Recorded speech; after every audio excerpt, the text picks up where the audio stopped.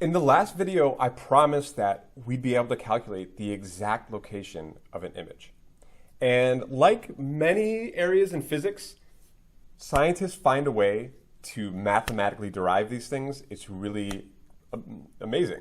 And so using something called the thin lens equation, scientists can determine for a given focal length where an image is going to form using a certain lens, okay? And that formula is simply this: 1 over the object distance plus 1 over the image distance equals 1 over the focal length.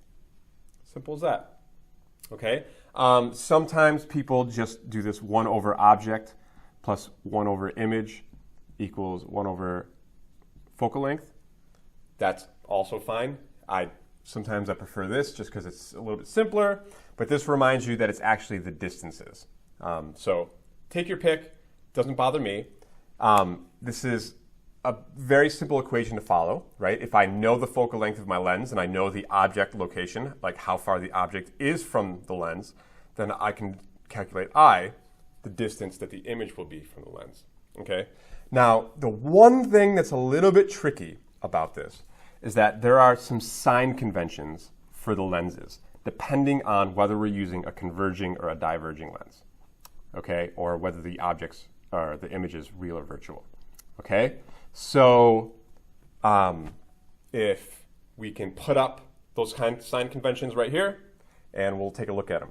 So if the lens is a converging lens, f is always positive, okay?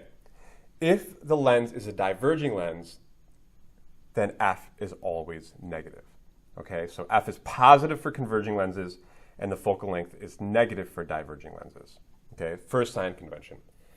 Second sign convention, the object distance is positive if it is to the left of the lens, which is all the examples we've been doing so far, okay? The object distance is negative if the object is to the right of the lens, okay? We haven't seen that. We haven't used that so far, and honestly, we won't. So worry less about those sign conventions.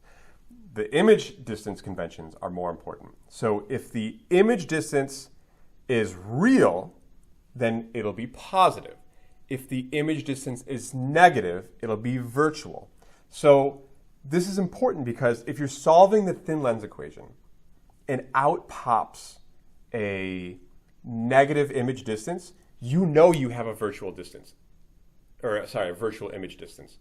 It's actually helpful, right? Instead of being something extra to remember, it actually tells you what kind of image you're formed, right? So let's say you use the thin lens equation and you get a positive image distance, then you know that it must be a real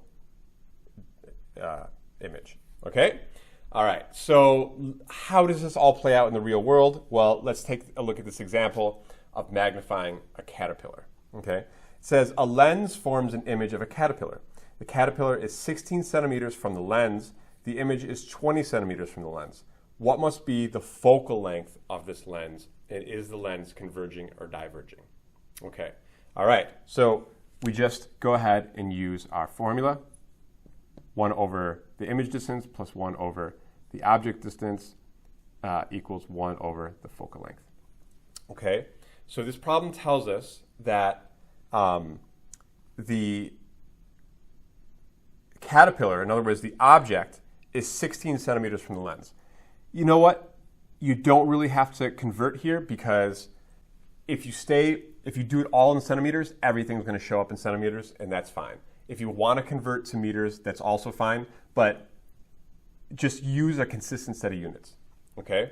So we're going to call the object distance positive because we're just going to assume that it's on the left side of the lens.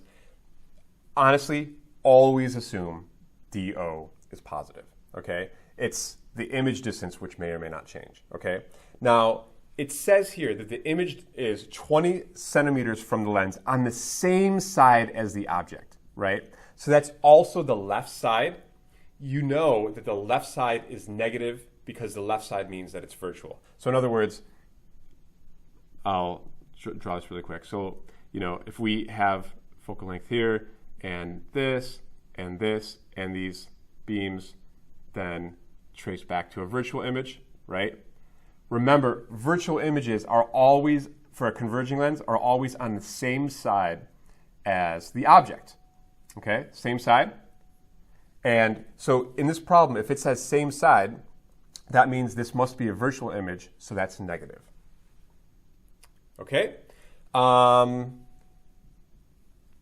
Also, in the last slide, the sign convention actually said that if an image is formed on the left side of the lens, that's going to be a negative sign. Okay? This may sound tricky, the science may sound tricky, but really it's only two rules, basically. That the focal length is either positive if it's converging or negative if it's diverging, and that the image is either positive if it's real or negative if it's virtual. Okay? Really just two rules. So that's going to be 1 over the focal length, okay?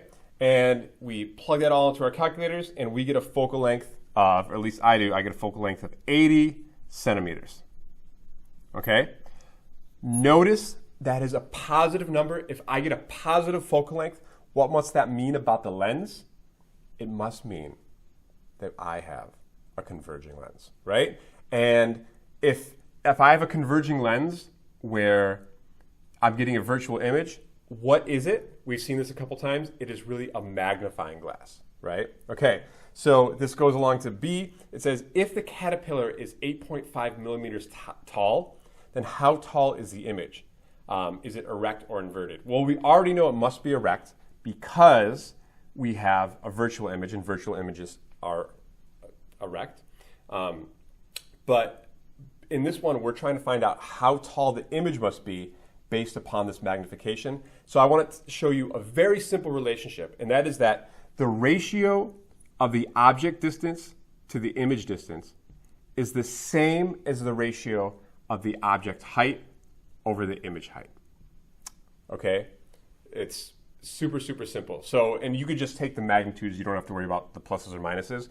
This is just a ratio to find out if you know the object distance and the image distance, how much has the image been magnified, okay? So let's take a look over here. I am going to say that DO is 16, which we know, and DI is 20, right? And I know that the original height of the caterpillar, right, the height of the object was 8.5 millimeters, okay? So that is going to be, so this is 16 centimeters, 8.5 millimeters is going to be 0.85 centimeters, right? And this is going to be x then, right? Okay, so if I solve that for x, then what do I get? I get 1.6, so I would get x equals 1.625 centimeters. All right.